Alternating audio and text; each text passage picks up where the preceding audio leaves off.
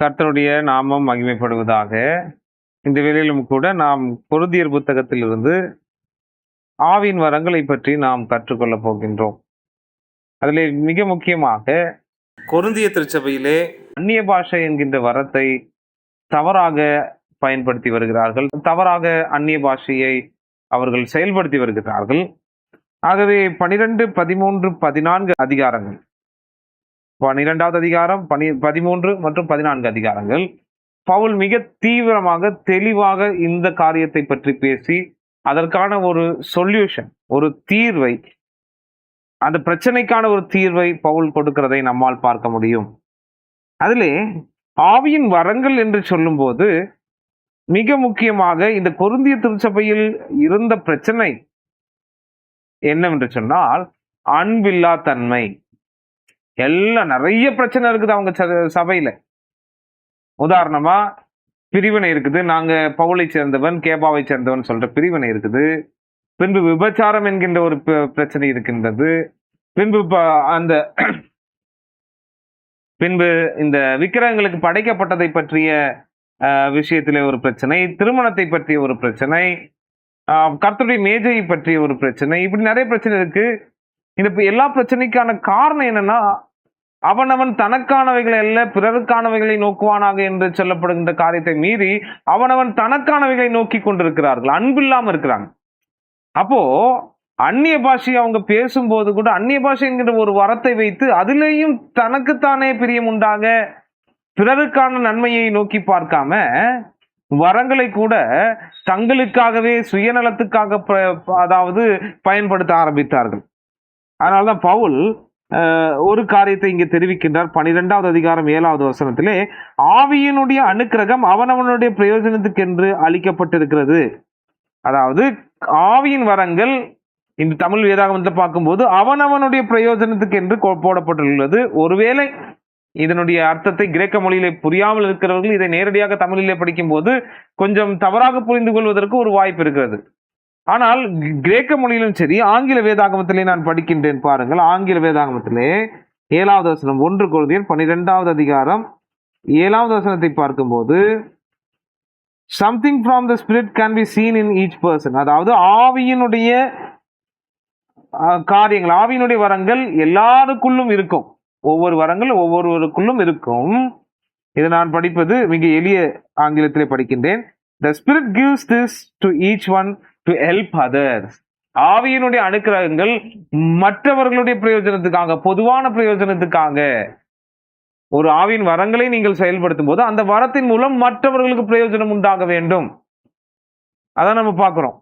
ஆகையினால ஒரு கூற்று பரவலாக இருக்கின்றது. ஆவியின் வரங்கள் என்று சொல்லும் போது, விசேஷமாக அந்நிய பாஷை என்று சொல்லும் போது, ஐயா அந்நிய பாஷைக்கு அர்த்தம் சொல்லுங்க அப்படின்னு சொல்லும் போது, அந்நிய பாஷைக்கு அர்த்தம் இல்லை, இது என்னுடைய தனிப்பட்ட பிரயோஜனத்துக்காக, என்னுடைய அந்த எடிஃபிகேஷன் என்று சொல்வார்கள், அதாவது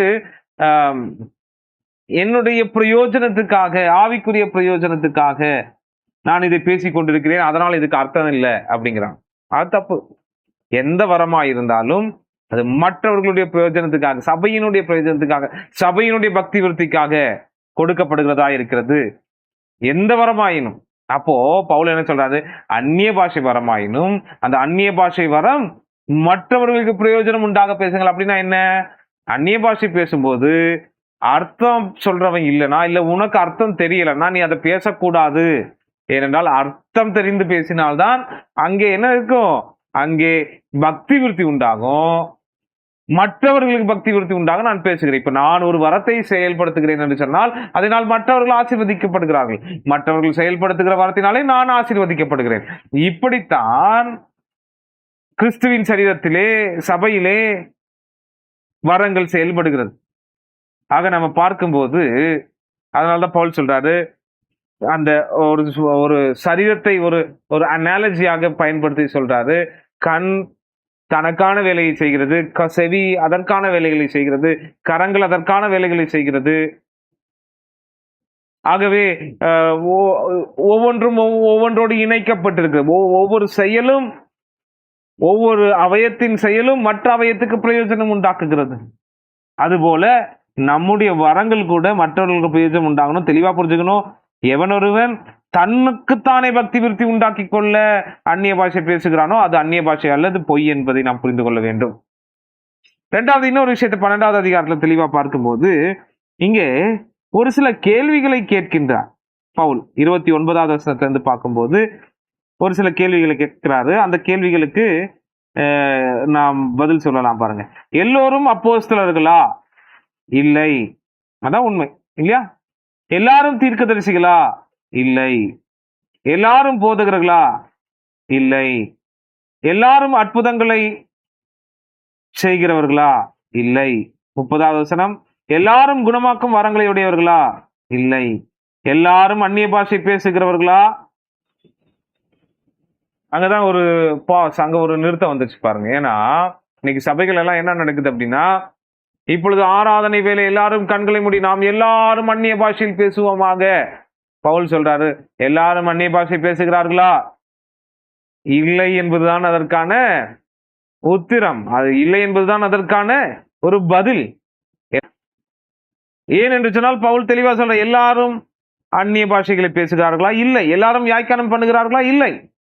ஏனென்றால் எல்லாம் அவயத்திலே சரீரத்திலே எல்லா அவயங்களும் கண்ணாக இருக்குமானால் எப்படி இருக்கும்?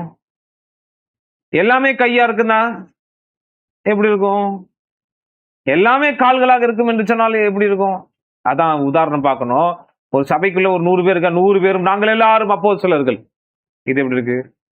நாங்கள் எல்லாரும் தீர்க்கதரிசிகள். அப்ப என்ன பிரயோஜனம்? எல்லாரும் தீர்க்கதரிசினா அவன் தீர்க்கதரிசன வார்த்தை பேசிக்கொண்டு அவன் வீட்டிலே உட்கார்ந்து கொள்ள வேண்டியதானே? எல்லாரும் போதகர்கள், எல்லாரும் பாஸ்டர்களா? அதுக்கு இல்லை இல்லை இல்லை, ஒருத்தர் தான் பாஸ்டர்.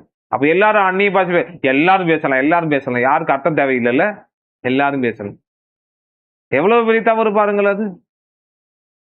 ஆகவே நீங்கள் சபைக்குள்ளே போகும்போது யாருக்காவது அந்நிய பாஷை வரம் இல்லைன்னா, ஓ இவன் ஆவிக்குரியவன் அல்ல, இவனுக்கு அந்நிய பாஷை. ஏன்னா அந்நிய பாஷை அப்படி அல்ல, நாம் புரிந்து கொள்ள வேண்டும். எந்த வரமா அந்நிய பாஷை குறித்து தெளிவாக 13, 14வது அதிகாரத்திலே அது என்ன என்பதை நாம் பார்க்கலாம். எப்படி செயல்படுகிறது, செயல்பட்டது, இன்று என்ன என்பதெல்லாம் நம்ம கற்றுக்கலாம்.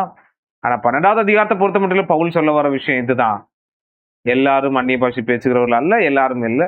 ஆகவே எல்லாரும் கண்களை மூடி அந்நிய பாஷையில் பேசுவோமாக அப்படின்னு யாராவது சொன்னா அது கொஞ்சம் பிரச்சனை. நீங்க அதுல கொஞ்சம் அதை அனலைஸ் பண்ணி பாருங்க வேதத்தோடு. அப்பொழுது உங்களுக்கு தெளிவு உண்டாகும். நாம் கற்றுக்கொண்ட காரியம் என்ன? 2 காரியம்.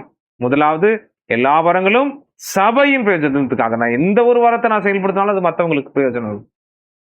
அதே போல எல்லாரும் அந்நிய பாஷை பேசணும் அப்படிங்கிறது இங்க கொடுக்கப்படல. அது அந்த வரங்கள் யாருக்கு தேவன் யாருக்கு தருகிறாரோ அந்த வரங்களை அவர்கள் செயல்படுத்த வேண்டும் என்பதுதான் 12வது அதிகாரம் வரை உள்ள ஒரு விஷயம். 13, 14 இன்னும் தெளிவா அந்நிய பாஷை பற்றி பவுல் என்ன சொல்றார் என்பதை நம்ம வரும் நாட்களிலே கற்றுக்கொள்ளலாம். கர்த்தருடைய நாமம் மகிமைப்படுவதாக.